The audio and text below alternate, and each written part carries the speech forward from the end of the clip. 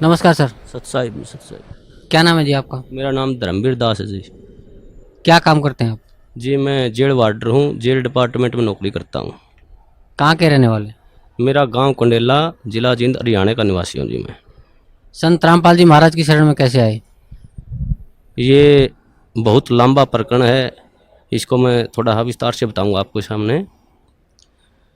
मैं जिस टाइम ये करौथा कांड हुआ उस टाइम रोहतक जेल पर वार्डर के पद पर था, और बहुत तरह बात सुनी एक भाई ऐसे हुआ करौथा कांड, ऐसे सुनते थे अखबारों में हर रोज़।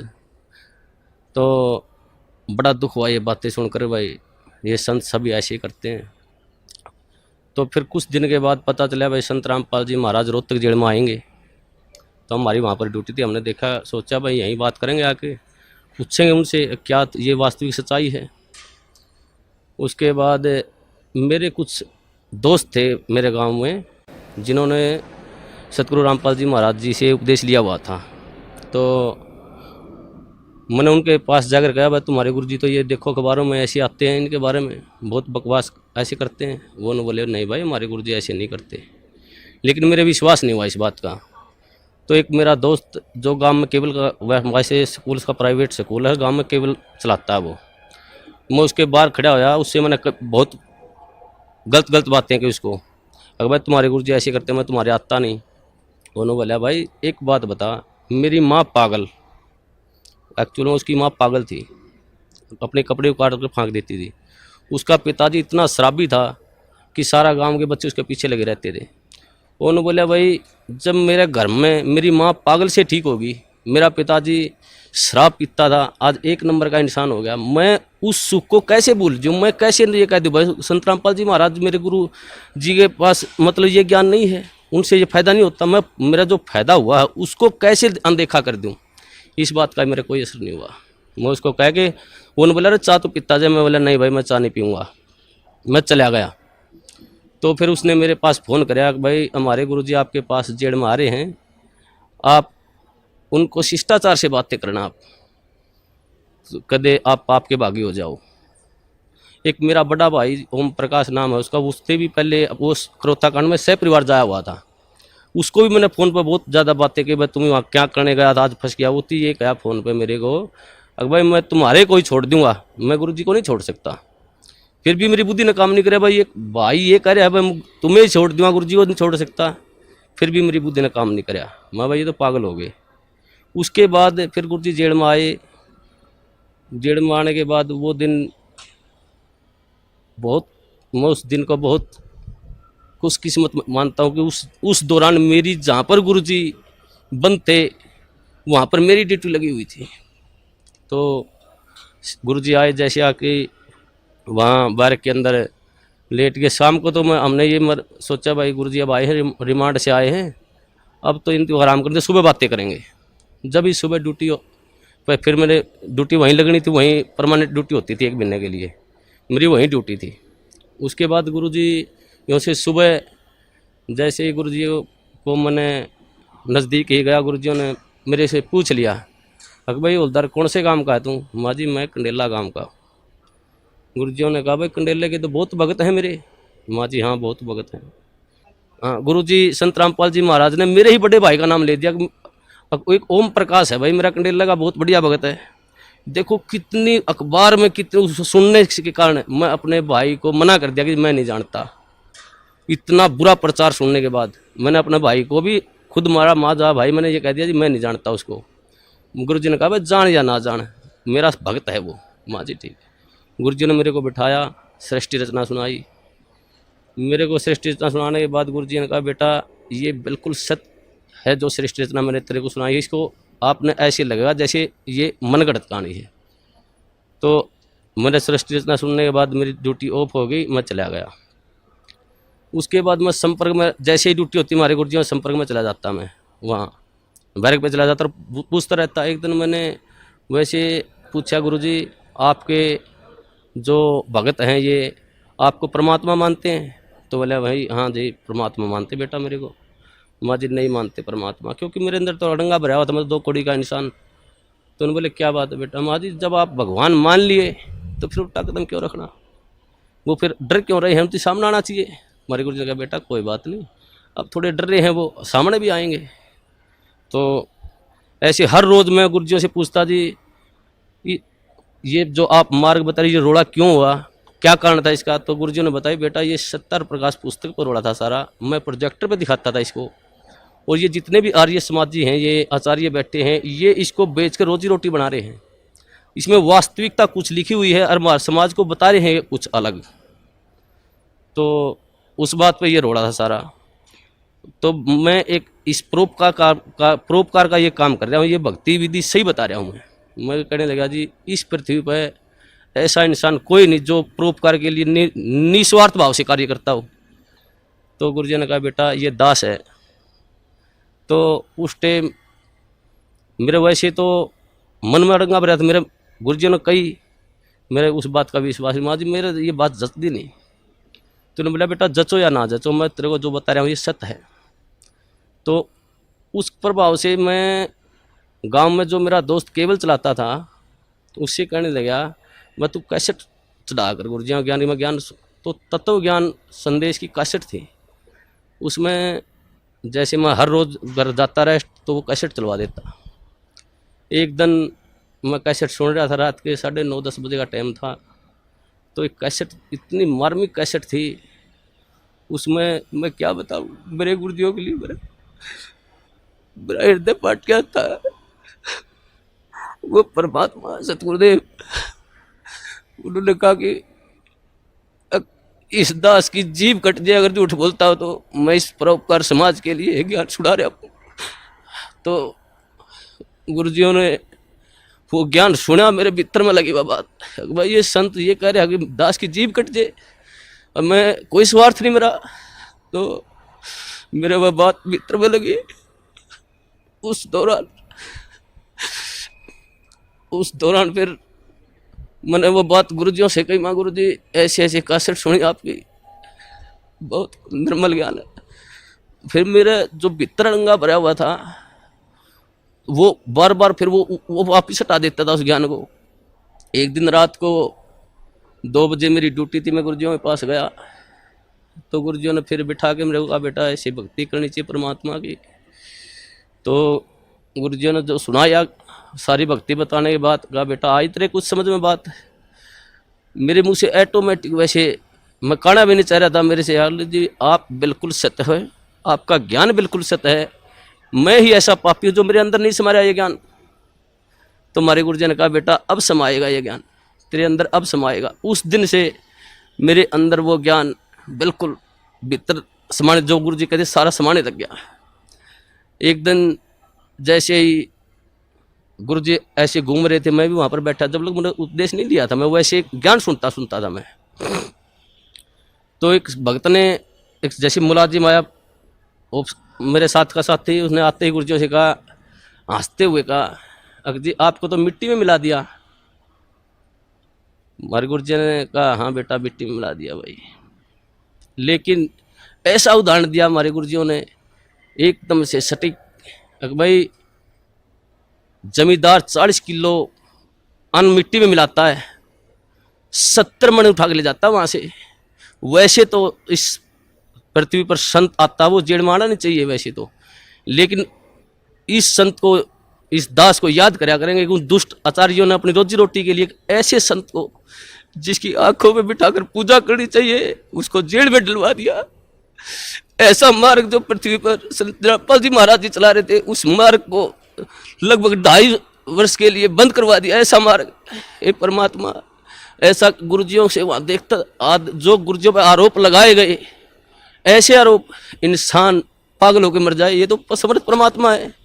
इन्होंने तो वहाँ पर इतनी भी शकीन नहीं थी इनके, हर बार ऐसा निर्मल ज्ञान, ऐसा प्यारा ज्ञान। फिर उसके बाद हम गुरुजियों से मैं कहता हूँ गुरुजी नाम उपदेश दो दास को।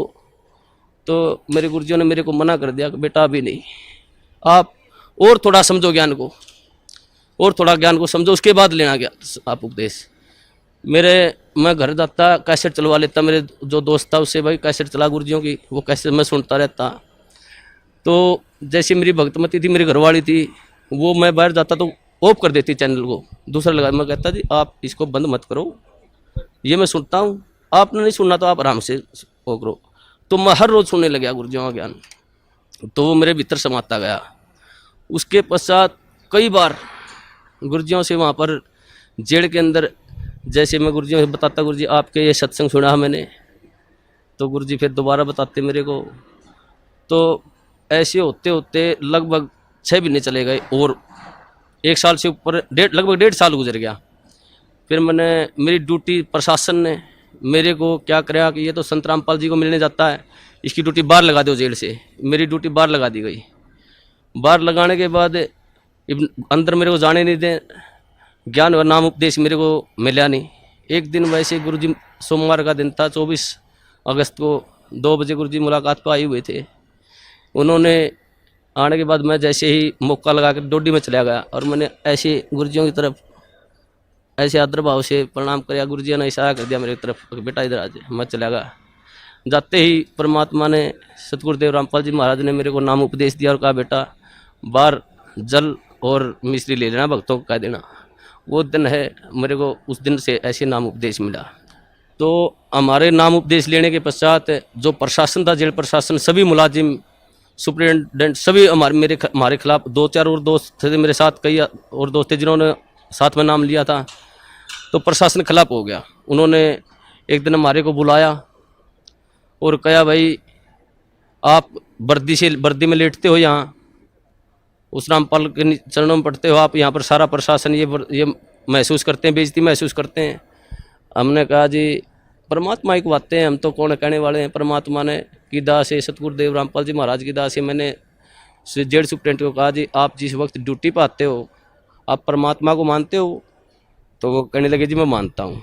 उस सुप्रिटेंडेंट को मैंने कहा कि जी आप जब घर से आ रहे हो तो रास्ता मंदिर पड़ता हो तो आप वहाँ झुको नहीं गए, उसके प्रणाम नहीं करोगे? जी बोले भाई मैं करके आऊँगा प्रणाम। तो मैंने कहा जी हमारे तो परमात्मा सतगुरु रामपाल जी महाराज है, मंदिर भी हमारे, तो ये सब कुछ ही है जी, हम नहीं रुक सकते जी, हम प्रणाम करेंगे ही करेंगे। आप हमारे को सस्पेंड करो, डिसमिस करो, कुछ भी करो। तो वो बोले भाई ठीक है, तुम नहीं मानते तो करते रहो। तो ऐसे ही सारा प्रशासन का ये सिस्टम चलता रहा जी। उसके पश्चात जिस टाइम ये क्रोथा कांड हुआ, उसके पश्चात जब ये क्रोथा कांड हुआ था, हमारे पास डीसी ऑफिस से और एसपी ऑफिस से 2-4 मुलाजिम आते थे जेल पर, वहाँ पर पुलिस के। तो हम उनसे पूछते थे भाई वहाँ पर क्रोथा कांड ऐसे हुआ, आप वहाँ थे, मौजूद थे वहाँ पर? वो कहते थे भाई हम वहाँ पर मौजूद थे, ये बातें सारी सच्चाई हैं। तो ऐसे वो हमारे को बता करते कि दोस्तों साथ में उठते बैठते खाते पीते थे वहाँ पर। फिर जब हमें ज्ञान हुआ, गुरुजियों ने बताया भाई ये सौदा अलग था, सत्यार प्रकाश का रोड़ा था, सच्चाई ये है। तो फिर हम उसे बहस करने लगे, भाई तुम वहाँ बताओ वहाँ पर ऐसे हुआ था और ये गुरुजी बता रहे हैं ऐसे, सच्चाई है ये। तो एक दिन मैं उनसे ऐसे बहस कर रहा था, भाई तुम झूठ बोलते हो। फिर एक मुलाजिम ने मेरे को बताया, बोला भाई ये सत्य है, हम उस टाइम झूठ बोलिया कर दे, ये सच्चाई नहीं, सच्चाई जो तू बता रहा है ये है सच। जब मन में आए परमात्मा ए सतगुरुदेव ऐसे जुल्म ढाए उन दुष्टों ने, फिर भी ये समाज फिर भी देखो कितनी झूठ, एक दोहरा रोटी खाने वाला आदमी झूठ बोल रहा है, हम झूठ बोलिया कर दे एक भ्रमत करने के लिए। तो उस दिन से फिर वहाँ से फिर पक्की दिल में जज की भाई ये सारा जो समाज है झूठ है, गुरुजी जो कह रहे हैं वो बिल्कुल सत्य है। उसके पश्चात हम गुरुजियों के साथ रहते थे, जाते थे, प्रणाम करते थे। प्रशासन हमारे खिलाफ हो गया, प्रशासन ने हमारे ट्रांसफ़र करवा दिया अम्बाड़ा, भाई तुम अम्बाड़ा चले जाओ कहने लगे वो। तो उससे हमारा ट्रांसफ़र होने से पहले की बात है, जैसे हम गुरुजियों से मिलते थे, जो प्यार होता है गुरुजी हमारे को, एक जैसे मेरे नाम उपदेश ले, मेरे मन में आता था मैं गुरुजियों के पास जाता, मैं मेरे नाम उपदेश लिया, जैसे गया मैं, मेरे मन में आई एक भाई इतना अपने कभी पिता के बाप पाँ नहीं पकड़े, आप इसके पास पाँ कैसे पकड़ोगे?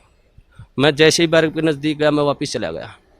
दूसरी बार फिर मेरे मन में प्रेरणा हुई, अगर भाई संत हैं तू मानता क्यों नहीं, पाँ पकड़ ले जाके। फिर जो गेट पर गया फिर वापस चला गया। तीसरी बार फिर मेरे मन में आई, अगर भाई तू जाता ही क्यों वहाँ पर, अगर जाओ तो पाँ पकड़ ले गुरुजियों के। तो मैं जैसे ही गेट में बढ़िया, गुरुजी खड़े थे वहाँ सामने, इंतजार कर रहे थे, वो तो जाने जाने परमात्मा। उन्होंने जैसे ही मैंने गुरुजियों चरण का हाथ लगाया, उन्होंने मेरे को छाती का लगा लिया ऐसे।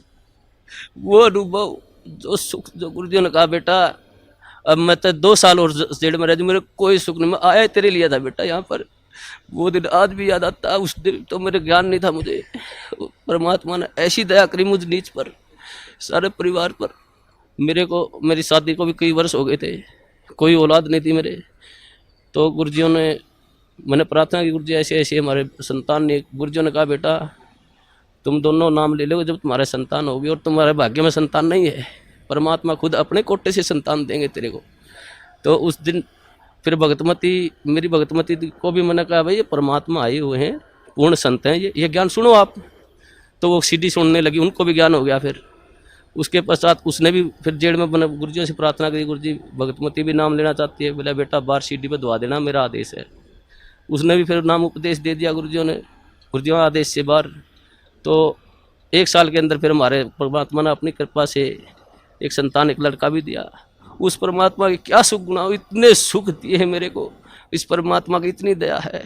और सबसे बड़ा काम मुझे मतलब 2 कौड़ी का इंसान हूँ, मुझे भक्ति का क्या पता है। गुरुजी ने जो प्यार होता है, जो प्यार, वास्तविक प्यार गुरुजी ने दिया मेरे को, मुझे तो पता ही भी नहीं था प्यार क्या होता है। ये परमात्मा, ये जाने ये वो परमात्मा है, ये सारी सृष्टि के पालन करता है।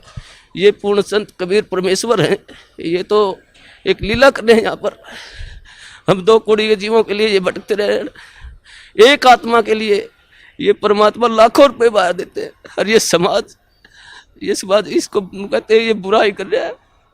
ये पूर्ण परमात्मा पर, जो पूर्ण परमात्मा का संत होता है वो बुराई नहीं करता किसी की।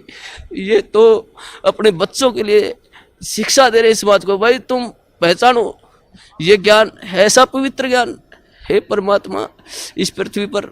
ये किसी संत में देख लो, किसी आधार ही नहीं ज्ञान का, और ये ऐसा ज्ञान दे रहे हैं, मोक्ष का मार्ग बता रहे हैं, ढोल पीट रहे हैं, हर इन्हीं को कहते निंदा करते हैं। हे परमात्मा, मैं तो इस सब समाज से यही कहूँगा कि इस संत को, ये पूर्ण परमात्मा, इनकी पलकों में बैठाकर पूजा करनी चाहिए इनकी। और सभी समाज से कहूँगा अपने और अपने परिवार को जितना भी जल्दी हो सके यहाँ पर सतगुरु बंदी छोड़ सतगुरु रामपाल जी महाराज की शरण में लाकर उनका कल्याण करवाएं, और सभी भाइयों को बताएं बस वास्तविक ज्ञान वहाँ पर है। मैं यही कहना चाहूँगा। सत साहिब। धन्यवाद, धन्यवाद बहुत।